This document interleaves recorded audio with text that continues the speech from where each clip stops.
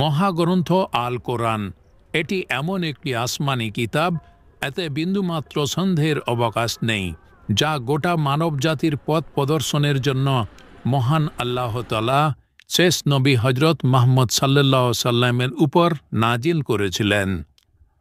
কিন্তু এই কিতাবের ধর্মীয় বিধিবিধান নয়, বরং আসমান এবং জমিনের অনেক অজানা রহস্যের তথ্য দিয়ে রাখা হয়েছে, যা গবেষণা করে বৈজ্ঞানিকরা সত্য প্রমাণ করেছেন।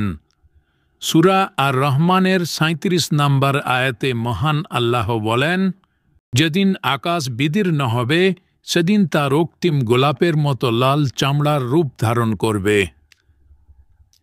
এই আয়াতে কিয়ামতের দিনের কথা বলা হয়েছে। মুফাসসিরগণ লিখেছেন, আসমান বিদীর্ণ হওয়ার অর্থ মহাকাশ বা মহাবিশ্বের মধ্যেকার পারস্পরিক আকর্ষণ বা ভারসাম্যের নীতি অবশিষ্ট না থাকা, মহাকাশে সমস্ত সৌরজগৎ বিক্ষিপ্ত হয়ে যাওয়া।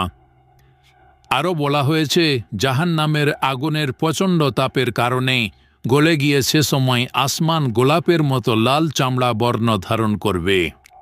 অর্থাৎ সে মহাধ্বংসের সময় যে ব্যক্তি পৃথিবী থেকে আসমানের দিকে তাকাবে, তার মনে হবে গোটা ঊর্ধ্ব জগতে যেন আগুন লেগে গেছে।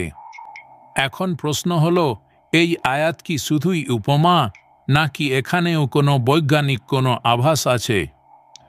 দর্শক, চলুন একটু গভীরে গিয়ে খুঁজে বের করার চেষ্টা করি। আয়াতে বলা হয়েছে, ওয়ারদাতান কার দিহান। ওয়ারদা মানে গোলাপ, আর দিহান শব্দের দুটো অর্থ আছে, শুকনো চামড়া অথবা গলানো গরম তেল।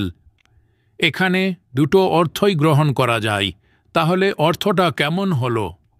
কিয়ামতের দিন আকাশটাকে মনে হবে গরম তেলে গলে যাওয়া কোনো গোলাপ, অথবা এমন গোলাপ যা দেখতে অনেকটা শুকনো চামড়ার মতো।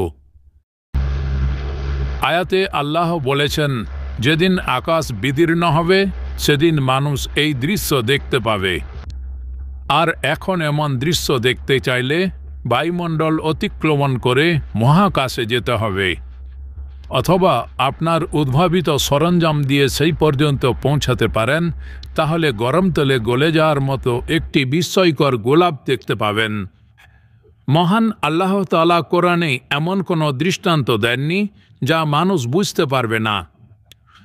এই আয়াতেও যা দৃষ্টান্ত দিয়েছেন তা মহাকর্ষ বিজ্ঞানীরা অত্যাধুনিক টেলিস্কোপের মাধ্যমে রোজেট নেবুলা নামের এক ব্যতিক্রমী নক্ষত্র আবিষ্কার করে প্রমাণ করেছেন, যা দেখতে অনেকটা রক্তবর্ণ গোলাপের মতো অথবা গলে যাওয়া তেলের মতো। রোজেট নেবুলা হলো এমন এক নীহারিকা যা গ্যাস, ধুলা, হাইড্রোজেন, হিলিয়াম এবং অন্যান্য গ্যাস দ্বারা গঠিত হয়ে মহাকাশের বিস্তৃত অঞ্চলে ছড়িয়ে আছে। পৃথিবী থেকে প্রায় ৫,০০০ আলোকবর্ষ দূরে অবস্থিত এই বিশাল আকার এই নীহারিকাটি মূলত ধুলো ও গ্যাসের বিশাল ভর।